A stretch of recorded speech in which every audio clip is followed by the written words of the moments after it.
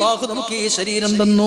അള്ളാഹുവിന്റെ ഇഷ്ടക്കാരായ അള്ളാഹുവിന്റെ സ്വലീങ്ങളായ ഔലിയാക്കൾ നമ്മൾ കൊണ്ടു നടക്കണം. അവർക്ക് ഭക്ഷണം കൊടുക്കലും അവർക്ക് വിരിച്ചു കൊടുക്കലും അവരെ സ്നേഹിക്കലും ഉലമാക്കളെ സ്നേഹിക്കലും ഈ ബന്ധം പുലർത്തിയാൽ ഈ ബന്ധം തന്നെ സ്വർഗത്തിലേക്കുള്ള വാതിലാണ്.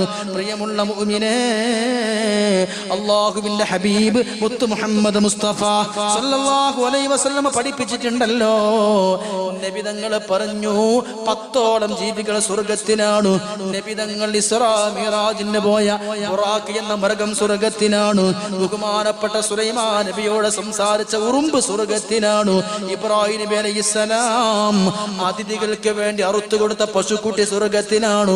ഇസ്മായിൽ നബിക്ക് പകരം അറുക്കാൻ കൊണ്ടുവന്ന ആട് സ്വർഗത്തിലാണ്. ബനൂ ഇസ്രായേലുകാർ അറുത്തതായ ആ പശു സ്വർഗത്തിലാണ്. അസ്ഹാബുൽ കഹ്ഫിന്റെ നായ സ്വർഗത്തിലാണ്. ഉസൈർ നബി യാത്രയിൽ ചത്തുപോയ കഴുത സ്വർഗത്തിലാണ്. സാലിഹ് നബിയുടെ പാറന്റെ ഉള്ളിൽ നിന്ന് പുറത്തെടുത്ത ഒട്ടകം സ്വർഗത്തിലാണ്.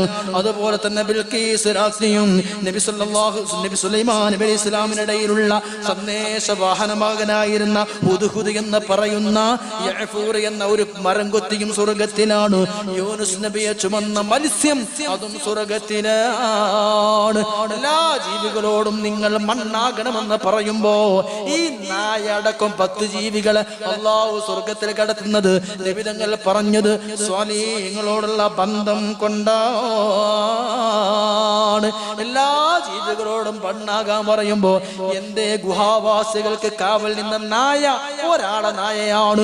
എന്നിട്ടും കൽബു അഹദിഹിം എന്ന് പറയാതെ കൽബുഹും എന്ന് ചേർത്ത് പറഞ്ഞ് ഗുഹാവാസികളെ കുറിച്ച് പറയുമ്പോഴൊക്കെ നായനെയും പറയുന്നു. വെള്ളിയാഴ്ച നായ സ്മരിക്കപ്പെടുന്നു. നാളെ സ്വർഗത്തിലും നായയുണ്ട്.